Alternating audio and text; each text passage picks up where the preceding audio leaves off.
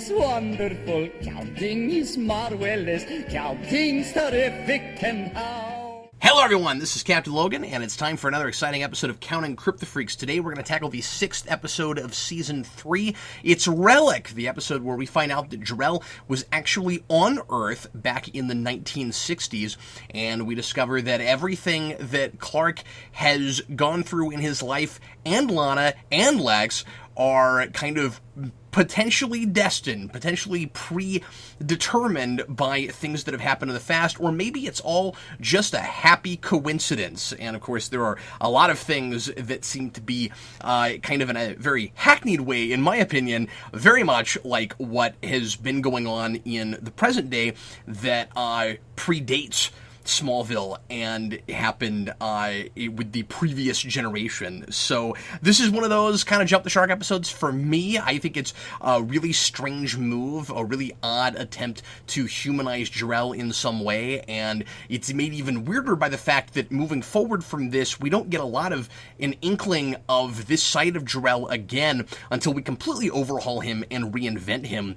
post the Terrence Stamp era of Jor-El. So anyway, if you want to watch it with me, make sure and get out your DVDs, your Blu-rays, or go to Hulu if you have a Hulu account. And if you're watching with the commercials on Hulu, just make sure to pause in between them because I'll be, of course, going through without any commercial interruptions. So make sure to pause when those happen. And let's get right into it, shall we? Counting Kryptofreaks these days is a commentary series. I'm going to watch the episode with you, if you want to watch it with me, and talk about it. And I'll try to provide some context for what I'm seeing if you want to listen to this without watching the episode. But this is better served as a commentary track. So follow along with me if you are so inclined and have the means. Let's go ahead and get started. Here we go. Everybody, please press play right now.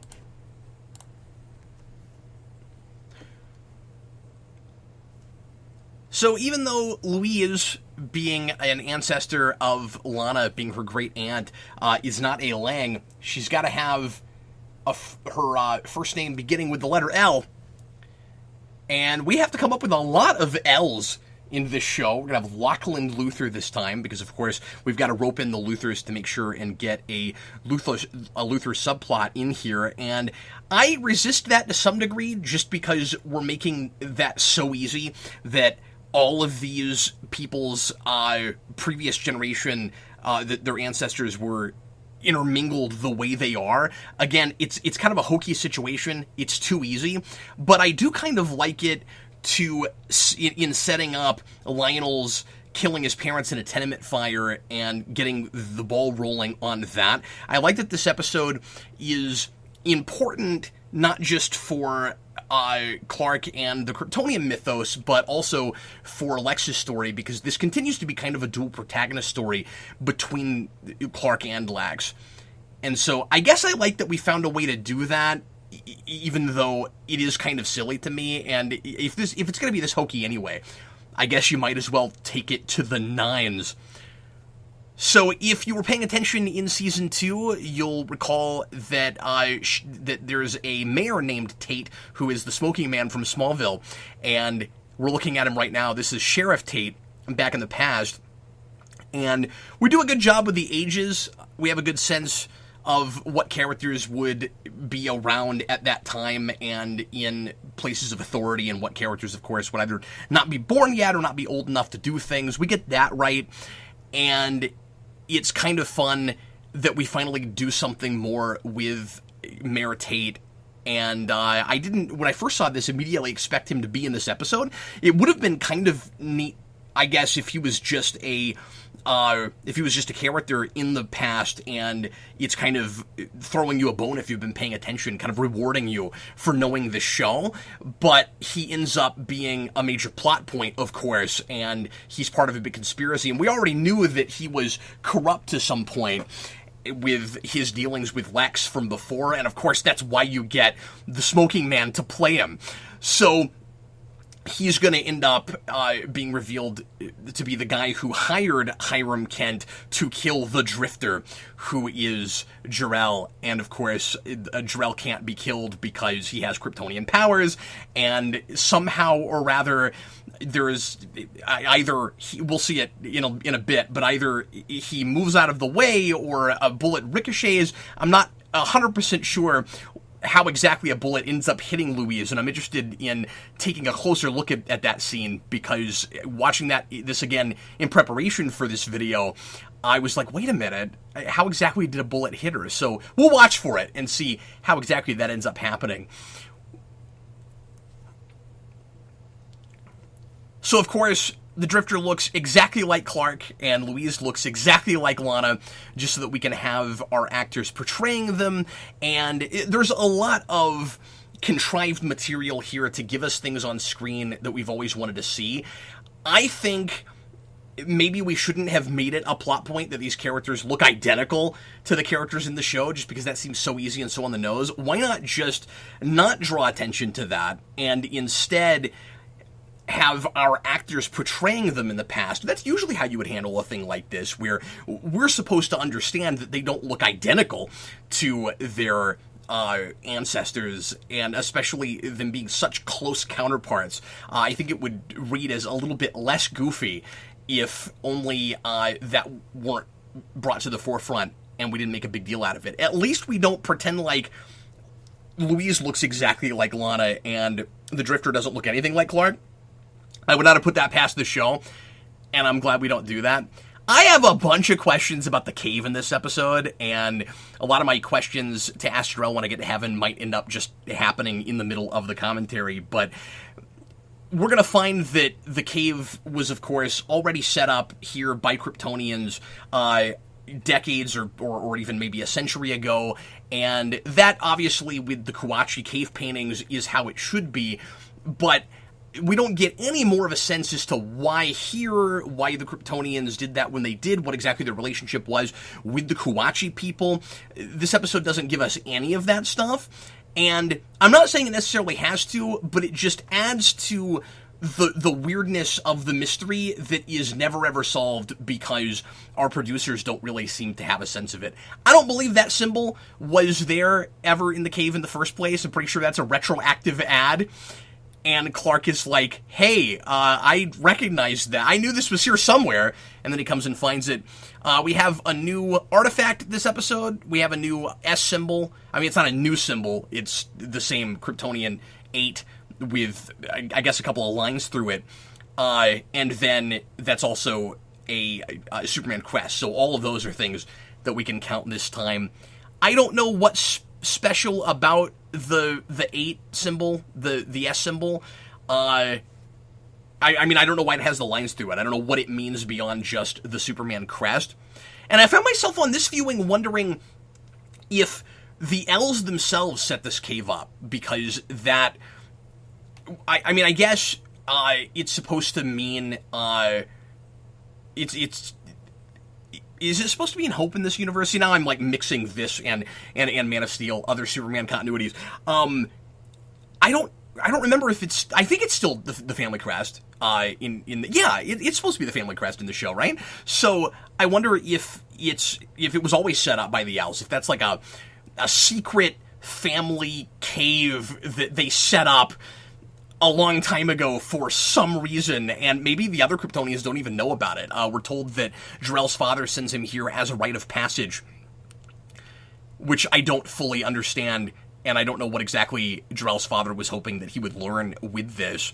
We're as cryptic about that, and I think the producers know about as much about that as they do about what exactly it is Jor-El's trying to get out of Clark in the test that he tried to put him through in the season finale. This cop here in the 60s flashback absolutely cracks me up, because he's just like, thanks a lot, son. You sure helped us out here. He has no problem with the fact that Joe just grabbed this guy and threw him into a light post. That seems a little excessive to me, but apparently he has no problem with that at all. Jor-El seems to be fitting in a little bit too easily here. I don't know how much he was prepped for this excursion, for this timeout he was sent to Earth for. And I not only question Jor-El's morality with everything he's done to Clark, but I question the morality of his own father who I guess is supposed to be just like he's going to become, and maybe I am supposed to question his morality in sending him to this, I'm sure they think, relatively backwards planet to screw around with the locals and ultimately get a girl killed. I think it can sometimes be a little bit creepy when, and we do this in television a lot, when you have an ancestor, when you have a member of a previous generation who is in love with another member of a previous generation of the same line of people who in the present, they're together. There's something a little bit disconcerting about that, where like it's in the DNA of these two families that they must get together. And I'm sure the idea is just supposed to be that they have similar natural inclinations, that they're interested in the same kinds of people. But if you think too much about it, it gets a little bit weird. You know, if they had actually gotten together, then the Clark-Lana thing, of course, couldn't and shouldn't happen. So Pete is such a generic character much of the time, and I've talked about this before, it bugs me. He is way too quick to just assume that Clark, that something is off with Clark, that he is just making stuff up, or that he's seeing things. He knows about the Kryptonian technology, he knows about the meteor rock, all the stuff that's been happening to Clark, he's in the loop on, and yet when Clark is holding a Kryptonian artifact and having flashbacks to the past, Pete's like, yeah, sure, I buy that. I don't know, man, weirder things have happened. Way weirder things have happened.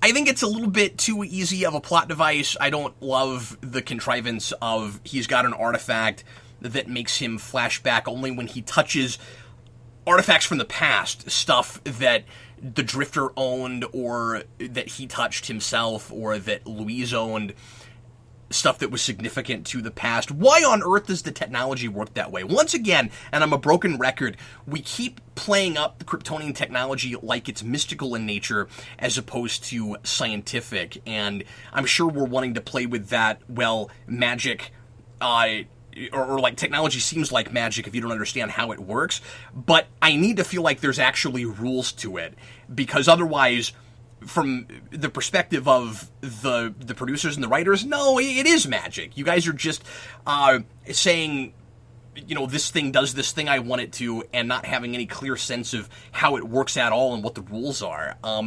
I can live with conceits, you know, going as far as the Kryptonians are capable of this, and this, and we don't need to know exactly what propels this technology, what powers this technology. That stuff I can live with. What's way more irritating to me is when you have technology that we've not thought out at all, where the Kryptonians can do sort of like Superman's powers in Superman 2, just whatever we need them to do in a scene, where we haven't thought it out at all, there's no kind of forethought. I think that's really irritating. It's going to be really convenient, I think, also that, well, and what I was going to say real quick about the artifact is that it's set up that way so that we have an excuse to do these flashbacks, and so that Clark can be experiencing them in the moment, so that we can structure the episode around that. I just wish that we were a little bit smarter about it, and there was some kind of more concrete reason that the thing works that way. If it's supposed to be a journal, how come Clark doesn't just touch it and immediately that information is downloaded in him? And by the way, it kind of is. When he first has that experience in the cave, he flashes to a bunch of that stuff, but he doesn't seem to know about any of it until he starts touching all of these, pieces of the past. And that strikes me as Deadpool says, lazy writing. One of two instances this time of Clark and Lana in the loft. Gotta have that. Another setup just so that Clark can touch a thing and have another flashback. I wonder how long in the scene, and this is the thing I wonder a lot with scenes like this, while he's hallucinating, how long Lana has to just stand around and wait for him to come back to reality, or if it happens in kind of a blink in the eye. But for Clark, it feels a lot longer. Sort of like a dream that happens in 45 seconds, but to you it feels like it's 3 hours or something. But we're not thinking any of that kind of stuff out, I don't think. Didn't talk about any of the stuff in the background in the past. We did think some of that out, and it's kind of neat. We've got Forbman's shop. Of course, the Talon is actually playing movies, and it's kind of fun to see that. There's a couple of nice movie references to the period. I don't know if this is a fair criticism. I kind of feel like we're playing 1961 more like it's the early 50s. Just from other, I don't know, period pieces, biopics, things I've read. It kind of feels a lot more like the 50s to me than it does the 60s. But it looks good. It's not like some episodes of Legend of Tomorrow where I don't buy that we're actually in the time period we're supposed to be in. It's a really nice redress of that town. It feels like they spent some money on it. It's not bad. I think, and we're going to have to watch a long, passionate love scene here, I think that of the two of them, it's Kristen Couric who's doing the better job of playing a different character in the past. I think that Tom Welling is pretty much just playing Clark again, and we're calling him Jor-El. And you can make the argument, well, the idea is supposed to be that he's essentially the same character, and then something will happen to him that will make him act like he does later when he's the voice in the cave. And of course, that's not a real person. You know, when he's programmed himself and become just the booming voice out of nowhere that tells Clark what his destiny is and what he has to do, and becomes very authoritarian. That Clark, and of course Clark is worried that he will become that as well, and that's what he's destined to be. Just as Lex is worried that he's destined to become exactly his father, but at the same time, especially because he's from a different planet and he's never been to Earth before, I don't buy that he's acting exactly like Tom Welling's Clark, and I feel like it's just kind of uninspired acting or uninspired directing. Kristen Couric goes in and out of it, but she's affecting a little bit of a voice. She's trying to be a bit of a different character, and I don't even think she's exactly all about the things Lana is. I also could say that we don't always know what Lana's about. I think that Louise, and I'm not saying that I'm like in love with this character or anything, that she's like super wonderfully well drawn, but she's more drawn, I think, than Lana really maybe ever is, or at least by this point is. This character, Louise, is all about adventure. She wants to take risks. And she can't be in love with her husband because he plays it safe. And Lana, we really never have, or at least very rarely do we have a moment like that where we really encapsulate just what this character is about. And like Clark, I don't really fully know what Jor-El is about. I wonder things like, is he a scientist? Or does he doesn't look like the kind of guy that would have those kinds of inclinations, but what do I know? He's from another planet, and we don't really get to see him in his element at all. But, like, is he into science? Is he already studying that or practicing that? Like what is he about? And, I guess I am kind of getting my stuff to ask Jor-El when I get to heaven out of the way, but it's one of the big things I really wanted to talk about. I have timeline questions about Krypton's explosion with this episode. It already seemed like, I guess we don't have any kind of a time displacement. You know, we're told in Superman the movie, and I think there's a couple of contradicting lines about it, but there's a thing in Superman the movie about it being like hundreds of years earlier, or maybe even 1,000 years. I forget what exactly it is. And of course that makes sense if it's in another galaxy and far enough away. It seems like here, Krypton, and of course you can see the star from Earth, so I mean, I'm assuming that means it must be in our galaxy, right? But even still, it's far enough away. I wouldn't think the planet explodes in 1989 and the meteors get here in 1989. I would think it would take longer, but I'm not an astronomist. I'm not a scientist. I tend to get these kinds of things wrong when I speak about them. So I would love to hear from people in the comments and tell me if it makes any sense at all that the time periods could line up exactly the same, where Krypton explodes and the fragments of it make it here when they do without it being light speed. This episode would tell you that that must be what's going on, because in 1961, Jor-El's father has sent him to Earth, and the planet has not exploded, and he doesn't seem to have any sense that it's going to explode. They seem like they're building, like they're just kind of doing business as usual. And so that means it's, less than 30 years before the planet explodes. And I guess... I guess that's not crazy, that they wouldn't have any idea about it yet, and that, because of course, when he gets older, it's Jor-El who's supposed to, in most versions anyway, tell the Kryptonians, hey, my calculations say the planet's going to explode, and nobody believes him. So of course that's not a thing that they would know for a long time, unless he'd been studying it for a long time, and he knew for a while, but he just now chose to tell them about it. So the bigger issues are, A, is Jor-El a scientist here? And B, does Krypton explode the same year that Clark arrives? I talked over the stuff about Lionel's father and where he's lying and pretending like he doesn't know what happened with the tenement fire. And we're told that and we knew this already, that the Luthors did not set foot in Smallville, or we didn't think that they did.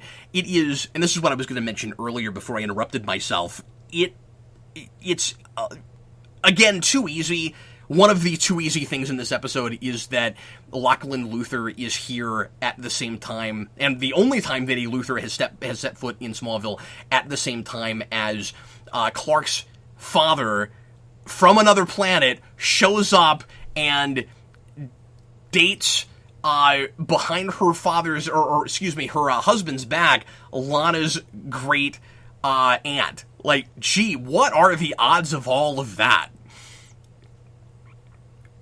It's just too nice and neat. But we've got to do all that because of the destiny versus free will question that we're always asking with this show. And I like the idea of doing an episode where we see the destiny side of it, where Lex is not necessarily always winning that argument, but it should be, I think, more of a nature versus nurture question than a kind of, fruity, silly, everything is completely predestined already thing, unless this was a show that was a little bit more mystical in nature, or just made that case better, I guess. Whenever the show goes to that place, it just feels like lazy writing to me. And the more interesting idea to me, when the show hits it out of the park, this is what it's doing, is the not like, is history preordained thing, but, and I'm not saying that you can't do that idea in a show, I'm just saying that this show doesn't do that well. And that's harder to get me behind on. Okay, let's look at this here. Yeah, I just don't see how it hit her. Like, he moves out of the way. I guess one bounced off of him? That's the only thing I can gather. Is that a bullet bounced off of him and hit Louise. See, so Jor-El's dad should feel bad about this if he ever finds out about it. And who knows if Jor-El tells him, or what that guy is all about, or again, why exactly he even sent him here and what the rite of passage idea is. Sometimes the Kryptonians in this show feel like a warrior race, kind of Klingon-like, and sometimes they feel a little bit more like the standard, scientifically enlightened race that we usually play them as. But anyway, when this show does the destiny versus free will question well, I think, is when the idea is it built in my nature? Either because, I'm just genetically predisposed to do certain things, or because I was raised a certain way and I'm just too far gone. Do I have to become my father just because it's, like, written in the stars that way is just not as interesting to me. And doesn't really seem to be how the real world works. This show likes to really toe that line between that and actions and consequences.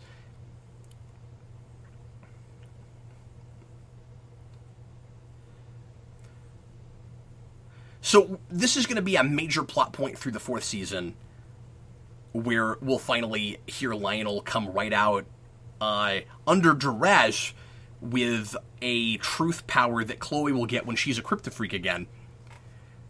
where she'll say, where he'll come out and say that he needed the insurance money from the tenement fire from his parents' murder to start his company. And if you're familiar with more modern Superman comics at this time, the tenement fire right away should be a big red flag. So right away when I heard that, I went, oh, okay, so Lionel is supposed to just be comic book Lex Luthor. And I always really liked that idea. And that's what we did. Something I kind of appreciate about this episode is that when Clark is cornered by Lana and Chloe, and there's no way he can keep going with his really crappy lies, because of course he's really bad at lying, he finally just comes out and says what's going on, but doesn't evoke the Kryptonian artifact. And Chloe especially reacts the way she ought to, which is, well, there must be some explanation, because weird, crazy things are happening in Smallville all the time. So, and Clark should do this way more often, right? Like with the red kryptonite thing, I've always thought he should just say, look, I'm allergic to red kryptonite in this really weird way. It affects my brain. It turns me into it makes it so that my inhibitions are gone, and I treat you guys like dirt, and I do whatever comes to mind, and I'm sorry about that. It's a condition. And that is, again, not anything like the weirdest thing they've ever seen in Smallville. So why doesn't he just do that like he does here when he says, well, because at first he goes, I have been just getting these hunches about what's going on in 1961. And of course, after a while, they don't buy it because the hunches are lining up. And it's like, how in the world would you know these things? And then he goes, okay, you got me. Ever since this started, I've been getting these flashes to 1961. And they believe him, because it's the only thing that makes sense. And yeah, he's lying by omission. He's leaving out the artifact. And yeah, I wouldn't bring up the artifact either, because that could eventually lead to him with all of the Kryptonian stuff we've had before, and the cave paintings, and the painting on the barn wall, and all of that stuff. Or not the painting, but the, the burn symbol in the barn wall, and all of that. But it's at least less disingenuous and less, lying to your friends if you give them as much as you can give them without letting them know your secret and putting them in danger or anything, in the cases where that would put them in danger. I'm not saying this is necessarily one of those cases. So this episode is kind of, in my mind, a combination of a couple of previous episodes. It harkens back really hard to not Insurgents. What is that episode? The episode, of course, well, Suspect. That's it. Where a bunch of people are accused of, or are suspects in the shooting of Lionel Luthor, and we keep flashing back to figure out who it really is, and then ultimately it turns out to be Sheriff Ethan, who's supposed to be kind of the last person you would expect, and we sort of do that with Tate here, except he's a lot more under suspicion, and it's not as surprising. I'm not going to say that it's completely callable, like it's the most cut and dried, obvious mystery I've ever seen or anything. It's not horrible, but it is kind of weird because it doesn't feel like a mystery where I was trying to figure out exactly who did it. Like, the whole time I think that I know who it is. Like, we know Lachlan Luthor is responsible for killing her. We just don't really know what the motivation is, but you assume desperation because he's poor, and we're told that in the present. So I'm not thinking, like, who was it that hired him, or, like, there must be someone else that I'm looking for. So when it turns out to be Tate, I'm not super surprised, but it also feels almost like a cheat, because I wasn't looking for another person, and I think that's supposed to be the big reveal, where it's like, it's a mystery that's not really a mystery, and that's how we got you, and I don't know. I'm not going to call that lazy writing so much as just, like, not super impressive. I'm not like blown away by that. And also, again, Tate is suspicious if you were, and I think that's probably part of why they did that, because if you were looking for someone, you'd immediately go, well, it must be the smoking man, and it must be this guy who runs kind of a corrupt local government. But anyway, so I said it was a mix of a couple episodes. It's a mix of Suspect, and it's a mix of Lineage from last episode, which is, our last season, which is another episode where we flash back to the past and fill in blanks. And of course, I think Lineage is a much better episode. I think it's one of the better episodes of the previous season. And when this came out, I kind of thought maybe we were going to start a trend with this, where every season we would do kind of a flashback episode with a tinted filter like this that filled in something and gave us some new insights into our characters. And that could be really dangerous in retroactively adding stuff. When we did it with Lineage, I thought for the most part that was really well handled, and a lot of that was stuff that we needed, and some of it is a little bit too easy, like Lex and Clark already meeting before the bridge, but that doesn't hold a candle to this stuff. And I think this episode is probably getting away with this better with fans this season than it would have the previous, because of the shark jumping stuff we've already had. Like, and I know I go to this a lot, but once the ship has kind of made Martha pregnant, this doesn't feel like as much of a stretch anymore. And we're already playing the Kryptonian stuff so weird that you kind of start expecting things like this in a way. And as I'm not trusting that stuff will ever come together, and it doesn't, things like this don't really surprise me. And once again, just kind of teasing the audience. Here's a shot that a lot of us, all the way up until now, really wanted to see with Clark and Lana, and here's an excuse to give it to you, but of course, it's not with our actual characters, and even if it were without our actual characters, we would find some way to make it so that it doesn't stick and it's not status quo moving forward. Because we have to make it a will they, won't they thing, instead of taking more risks like a show like Buffy would, where we go to those places and then we let there be actual consequences and we let the characters drive the show instead of the other way around. I know I'm a broken record, I know I soapbox about that, but that remains my biggest issue with this show, and it's kind of an insulting intelligence thing, where you're constantly going, look, we'll give you what you want, superficially. We'll show it to you, but it's not going to count, really. And so we have the flying thing, once again, before No Flights, No Tights. I can't count it as Clark flying, because it's not Clark flying, but it is those actors, and so the Clark Lana shippers get to see a thing that they always would have wanted. I really wish that's how the first season had ended, with Clark, flying Lana. I mean, if we were doing the flights thing, obviously. I mean, otherwise, just show off his powers in some way. And then the other thing that's irritating is, and we will have this is a thing this show will do consistently. Anytime we get a Kryptonian that's not Clark that shows up out of the blue, they always know how to use their powers, just like in any other Superman thing.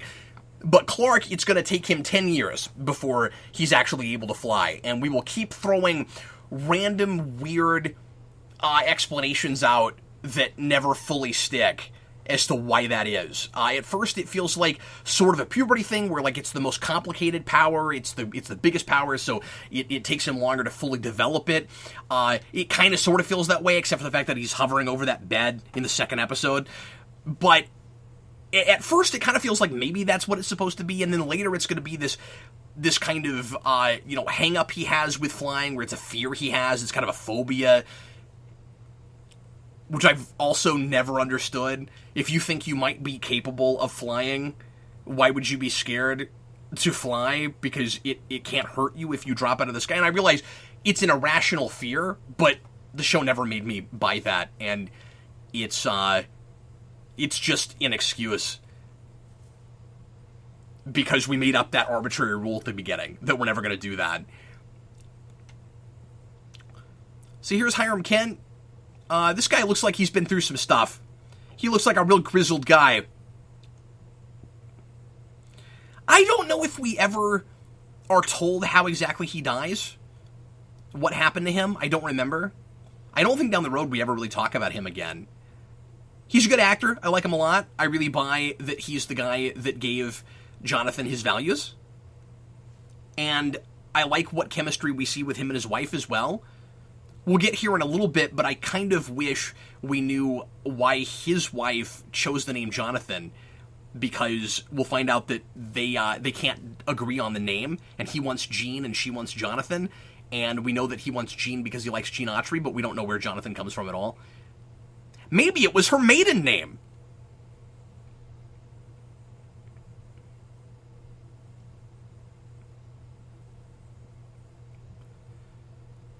As I've said before, the family dynamic in the show is one of the absolute best things about it.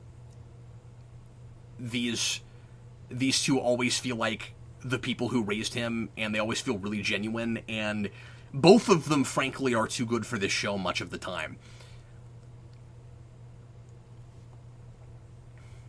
Oh, and this is that scene. We start getting the flashbacks a little bit quicker now, because we have to start revealing everything, and we're getting down to the wire now.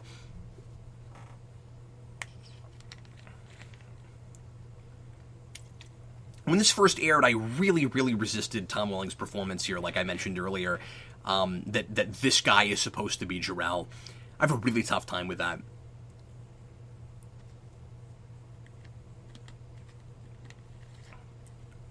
This show way too often does the kind of easy prequel irony thing of, isn't it clever that the character that will someday become the character that you know is nothing like them right now and completely opposite? And I don't think people work that way, and different people are different, and there are certainly people who have that more than others. Like, I bought the Captain Picard thing before I ever bought this Clark Kent somehow become Superman, especially because this guy is raised with the Superman values from the beginning, but it's like he's constantly, and I don't mean he's totally resisting his values, but it's like he's constantly resisting the responsibility, and it's just difficult to buy that he is ever gonna be the the symbol of hope for people to look up to, who never does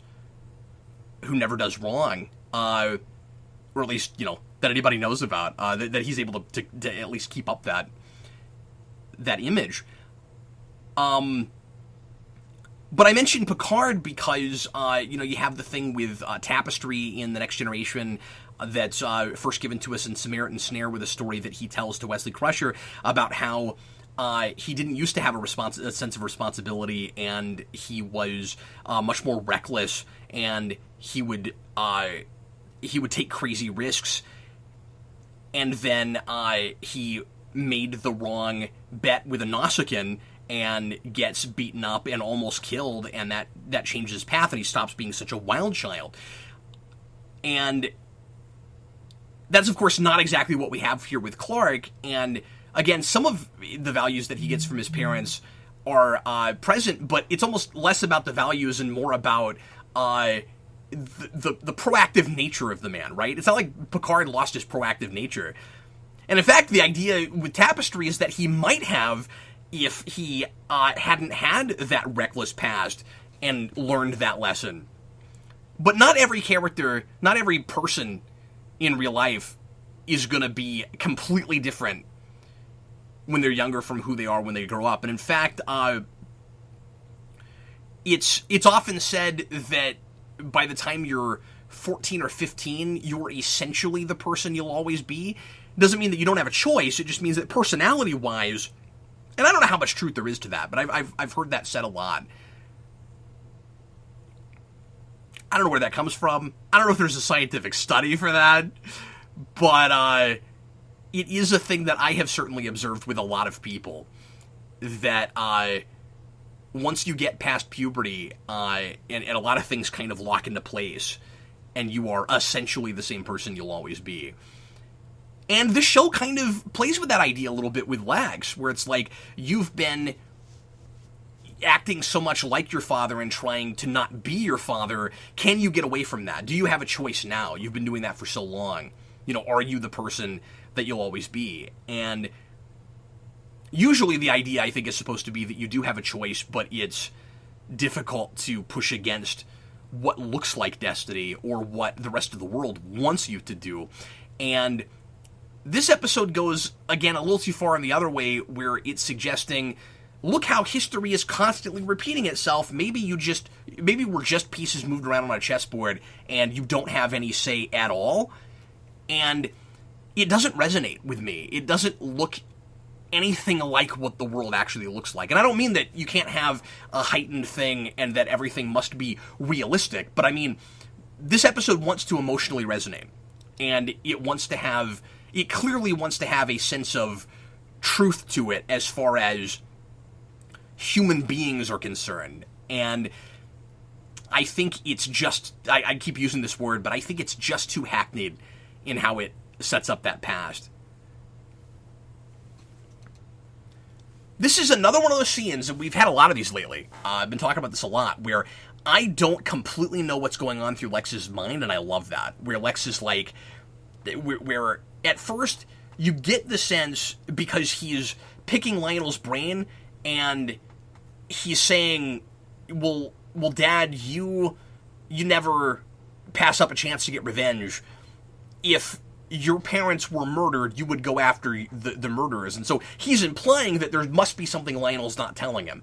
And then by the end of the scene, he's making it sound like he's going to help Lionel catch the killers.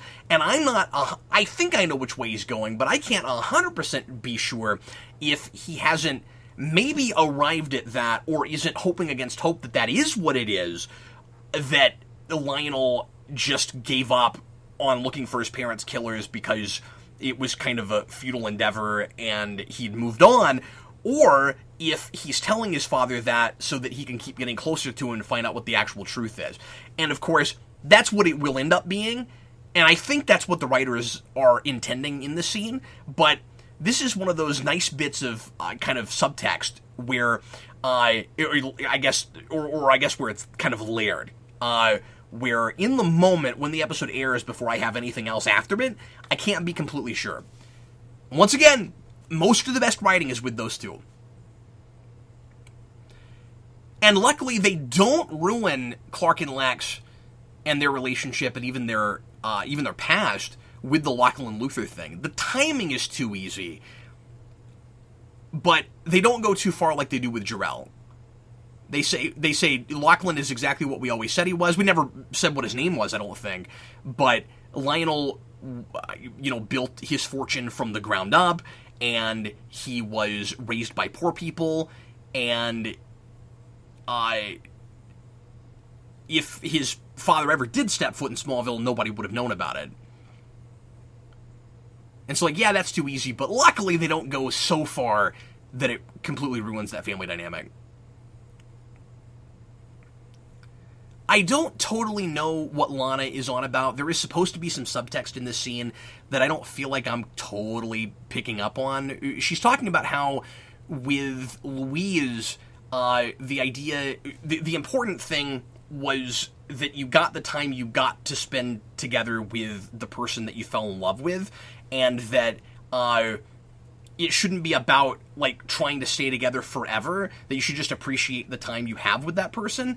And I don't know if she's meaning, Clark, you and I should move on now, because obviously we're never going to get together because you're not going to tell me what I need to know, or if she means that, like, he should finally take that risk, and they should be together for the duration that they can, even if ultimately they're not destined to be together, they're not supposed to be together.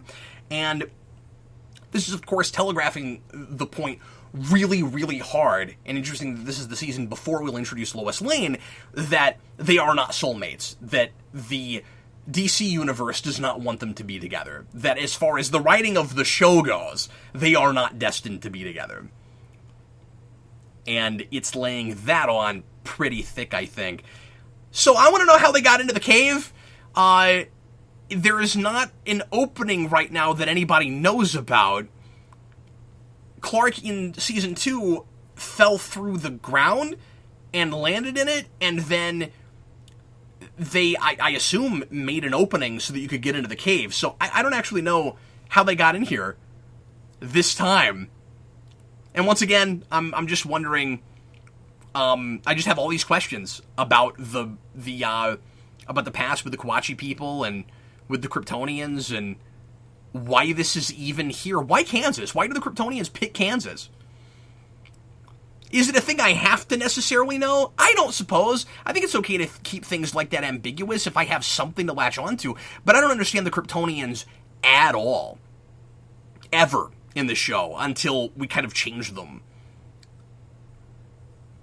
By the time we get to season, 8, 9, especially in 9, I guess, is when we do Zod and all of that, we kind of reinvent them because we never knew what we were doing with the stuff. And so, I don't know, at the time it was fun to speculate because I wanted to give them the benefit of the doubt and think that they were going somewhere with all this. Even though it was hard to fully buy that, but I hoped against hope. And yeah, it never really led to anything. It's just a bunch of stuff that happens. I do really like the idea that Jor-El sent Clark there on purpose, which is a thing that we do quite a bit now with, I say now, I think before even we had, but it's a thing we do quite a bit with Superman stories, or with Superman Origins, where we say that Clark was sent specifically to the Kents and to Smallville. So, I don't, on principle, hate the idea that Jor-El met them and that he was on Earth for some reason, but to make him basically exactly like Clark Kent, I think is goofy and irritating, and it's not inspired. It's kind of schlocky television. So anyway, asked a whole lot of questions for Jor-El already, so I will skip that segment and go right on to the count. Not a whole lot to count this time, and this is going to be one of those rare times where a not great episode has few things to count. This is a tough score. We'll get to that in just a minute, but we have one Kryptonian artifact this time. That is, by my count, 6 unique Kryptonian artifacts. Of course, I'm not counting every time a Kryptonian artifact is on screen, just new ones.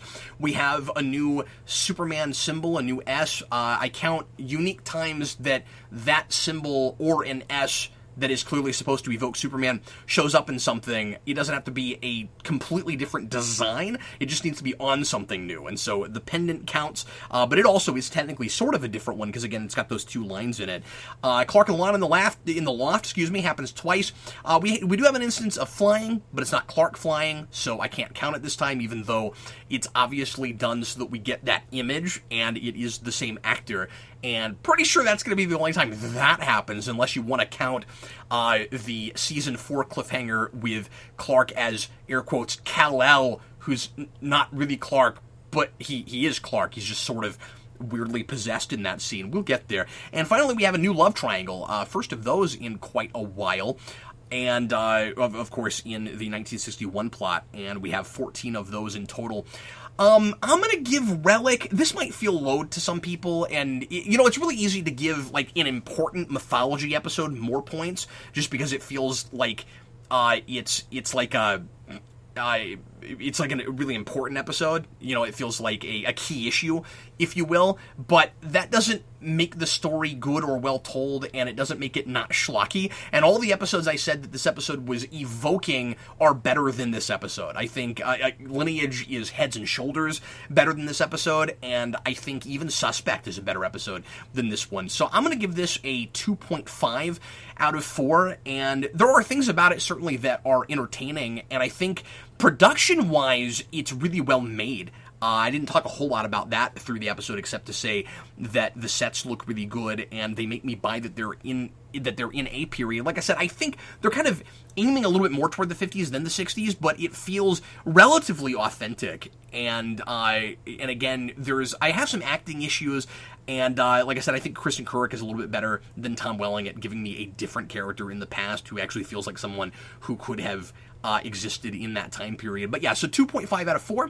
Leave your comments. Let me know what you thought of this episode, and we're going to go ahead and move on. Next time, we're going to be tackling Magnetic, which is one of the weirdest mixes of kryptonite and another artifact, or another element, to give you a power So it's not a great episode, but it will, I'm sure, be kind of fun to talk about nevertheless. I will see you again then. If I left anything out of the count, let me know. Last episode, there were a couple of people who mentioned things that I had completely forgotten about and that should be in the count. I really appreciate that. One of them was that Jor-El, of course, counts as a Superman character that is finally added later into the show, and I never counted him. I never even thought about it, so thank you very much for that. So if you notice anything that I left out of the count, leave a comment, and I'll be sure to add it. And in the meantime, I am Captain Logan, and consider this episode counted. Counting is wonderful, counting is marvelous, counting's terrific and how